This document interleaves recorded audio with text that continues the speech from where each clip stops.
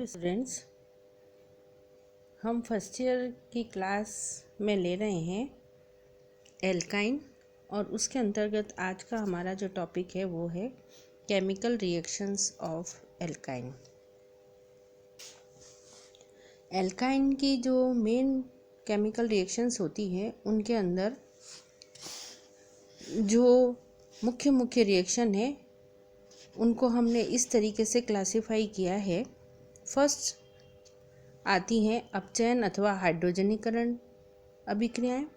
दूसरी होती है इलेक्ट्रॉन स्नेही योगात्मक अभिक्रियाएं, इलेक्ट्रोफिलिक एडिशन रिएक्शंस। देन ऑक्सीकरण अभिक्रियाएं, ऑक्सीडेशन रिएक्शन। फोर्थ नंबर पे आता है एल्काइनों की अम्लता, एसिडिक नेचर ऑफ एल्काइंस। जिसको हम थोड़ा डिटेल के अंदर लेंगे क्योंकि ये एल्काइन की एक विशिष्ट नेचर है इसलिए। देन प्रतिस्थापन अभिक्रियाएं, सब्स्टिट्यूशन रिएक्शन, बहुलीकरण, पॉलीमराइजेशन, समावयवीकरण और कुछ अलग तरीके की तो विशिष्ट अभिक्रियाएं। इन अभिक्रियाओं की श्रेणी में इनको बांटा गया है। सबसे पहले हम लेते हैं इसका हाइड्रोजनीकरण अभिक्रिया। एल्काइन पैलेडियम, प्लेटिनम और रेने निकल की प्रेजेंस में 200 डिग्री से 300 डिग्री टेम्परेचर पर दो अणु हाइड्रोजन के साथ एडिशन करती है और एल्केन बनाती है। दो मॉलिक्यूल लिए हैं। अगर हम इसमें एक लेंगे तो वो उससे पहले एल्कीन बनेगी और उसके बाद वापस दूसरे मॉलिक्यूल से रिएक्शन करवाते हैं तो एल्केन बनती है। यहाँ हमने एग्जाम्पल लिया है 2 ब्यूटाइन का। 2 ब्यूटाइन से पहले 2 ब्यूटीन और फिर ब्यूटेन बनती है। इस हाइड्रोजनीकरण की रिएक्शन में अगर हमको एल्कीन बनने की अवस्था में ही इसको रिएक्शन को रोकना है तो हम यहाँ पर लिंडलर उत्प्रेरक यूज़ कर लेते हैं। वो है पैलेडियम, कैल्शियम कार्बोनेट और लेड ऑक्साइड। ये हम यूज़ करके और इसको उसमें उस समय केवल एक ही मॉलिक्यूल हाइड्रोजन से रिएक्शन होगी और वो रिएक्शन एल्कीन पर रोक सकते हैं। तो ये हाइड्रोजनीकरण अभिक्रिया है। तो इसमें पैलेडियम, प्लेटिनम और रेने निकल की उपस्थिति में दो मॉलिक्यूल हाइड्रोजन से अभिक्रिया कराएं और अगर तो पहले एल्कीन और फिर एल्केन बनती है। अगर हमको एल्कीन पे ही रिएक्शन रोकनी है तो हम लिंडलर कैटलिस्ट का उपयोग करके इसको रोक सकते हैं।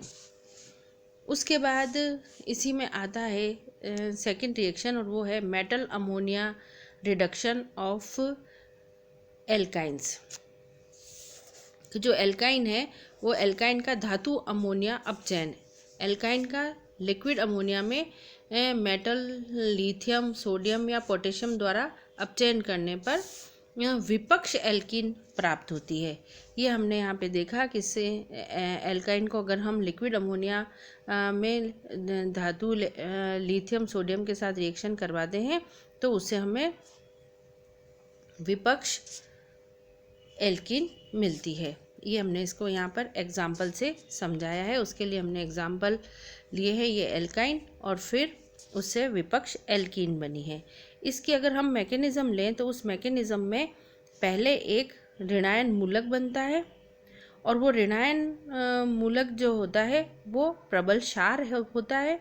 वो अमोनिया से प्रोटॉन लेकर एल्किनिल मूलक बना देता है और वो जो एल्किनिल मूलक है नेक्स्ट स्टेप के अंदर या थर्ड स्टेप के अंदर ऋणायन मूलक बना देता है।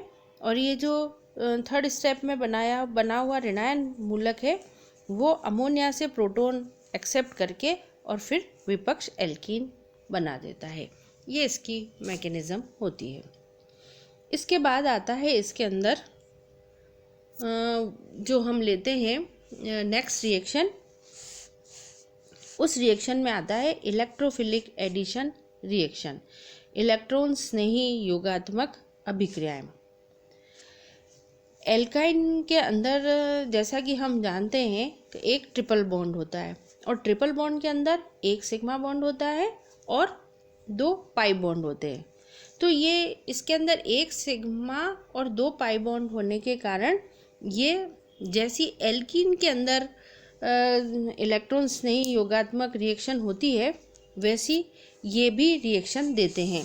अब इसके अंदर क्योंकि एक सिग्मा और 2 पाई बॉन्ड है तो ये पाई बॉन्ड टूटकर 4 नए सिग्मा बॉन्ड बना देते हैं।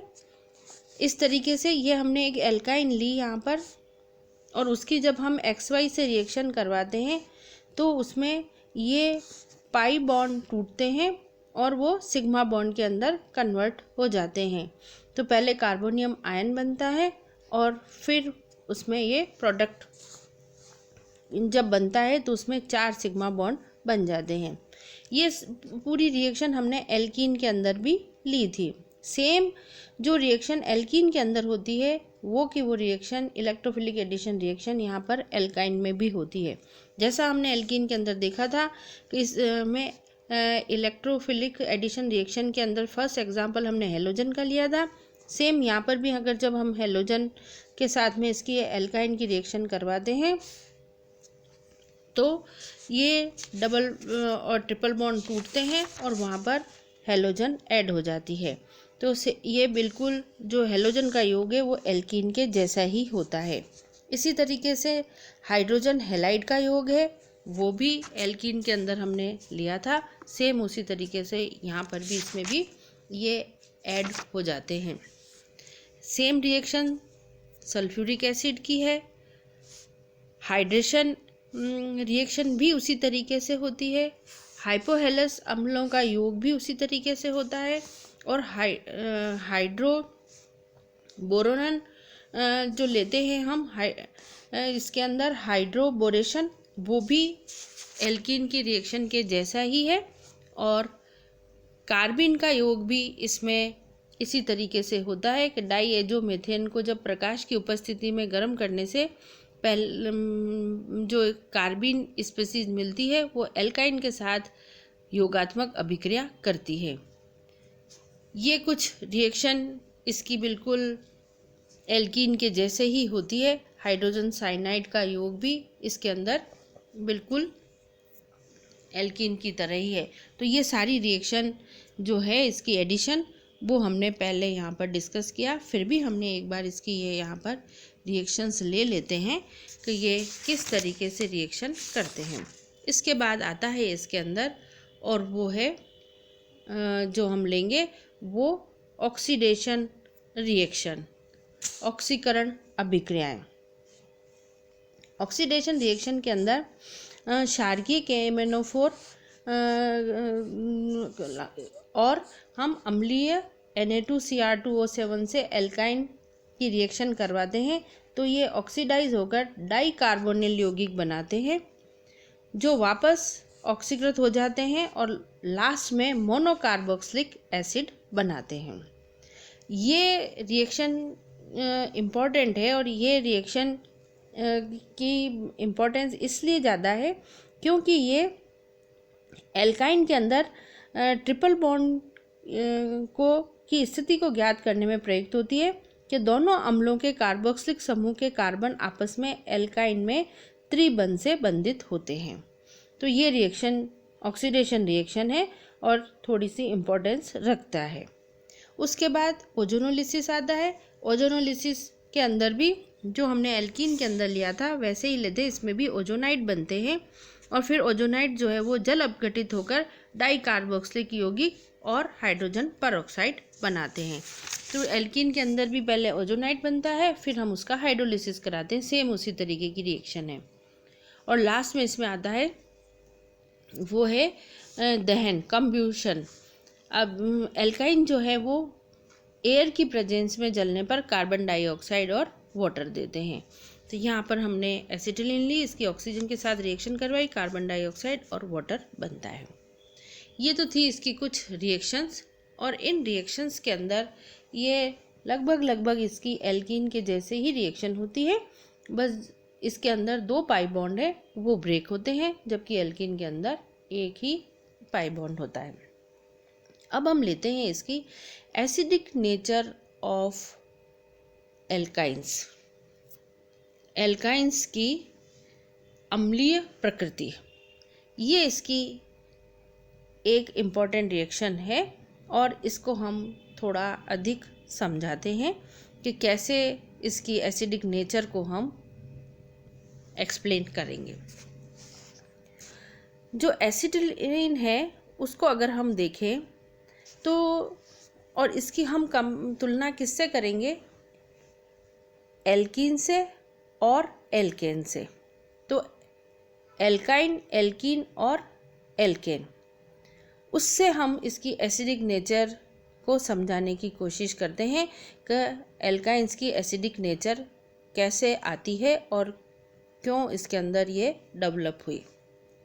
अगर हम ये तीनों एल्काइन, एल्कीन और एल्केन लें तो उसके अंदर जो कार्बन एटम है उसकी हाइब्रिडाइज पोजीशन देखें तो क्योंकि एसिटिलीन में ट्रिपल बॉन्ड है इसलिए इसके अंदर इस हाइब्रिडाइजेशन sp होता है। एल्कीन के अंदर डबल बॉन्ड होता है इसलिए उसका हाइब्रिडाइजेशन अवस्था sp2 है और एथेन में कार्बन परमाणु की हाइब्रिडाइज पोजीशन जो है वो sp3 होती है। तो इस तरीके से जो एसिटिलीन है उसमें हाइब्रिडाइजेशन sp होने से कक्षकों में 50% s करेक्टर आ जाते हैं। एथीन के अंदर sp2 कक्षकों में 33% s कक्ष लक्षण आते हैं और एथेन में sp3 हाइब्रिडाइजेशन होने से s लक्षण केवल 25% आते हैं। तो s कक्षक के इलेक्ट्रॉन p कक्षक की अपेक्षा नाभिक के ज़्यादा पास में होते हैं, इसलिए असंकृत कक्षक जिनमें s लक्षण अधिक होता है वो इलेक्ट्रॉन भी नाभिक के ज़्यादा पास में होते हैं और वो नाभिक के द्वारा ज़्यादा अट्रैक्ट रहते हैं। इसलिए s लक्षण के बढ़ने पर इलेक्ट्रोनेगेटिविटी बढ़ जाती है और इस कारण से संकृत कार्बन परमाणु द्वारा इलेक्ट्रॉन के आकर्षण का जो ऑर्डर है वो इस तरीके से हो जाता है, sp ज़्यादा है sp2 से और sp2 ज़्यादा है sp3 से। इस कारण से जो कार्बन हाइड्रोजन का बंध का जब विषमांश विखंडन हेटेरोलिटिक फिशन होता है तो इसमें से प्रोटॉन बहुत आसानी से सुगमता से निकल जाता है ट्रिपल बॉन्ड में, उसके बाद निकलता है डबल बॉन्ड में और उसके बाद होता है वो एथेन में या सिंगल बॉन्ड के अंदर। तो जो एसिडिटी का अम्लता का जो ऑर्डर होता है वो भी इस तरीके से हो जाता है कि एसिटिलीन सबसे ज़्यादा एसिडिक, उसके बाद जो है वो एल्कीन और लास्ट में एल्केन। तो इसको हम इसके हाइब्रिडाइजेशन और उसके बाद s करेक्टर के आधार पर एल्काइन की अम्लता को हम समझाते हैं। तो क्योंकि इसके अंदर एल्काइन के अंदर s करेक्टर सबसे ज़्यादा होता है इस कारण से इसकी जो एसिडिक नेचर है या ये ज़्यादा एसिडिक नेचर को शो करता है। तो ये यहाँ पर हमने इसकी अम्लता और क्षारकता का ऑर्डर बताया है कि इसकी अम्लता और क्षारकता का ऑर्डर कैसे होता है उसको हम समझाते हाइब्रिडाइजेशन के आधार पर है। तो ये था हमारे एल्काइन की कुछ केमिकल रिएक्शंस और उसकी एसिडिक नेचर। Thank you.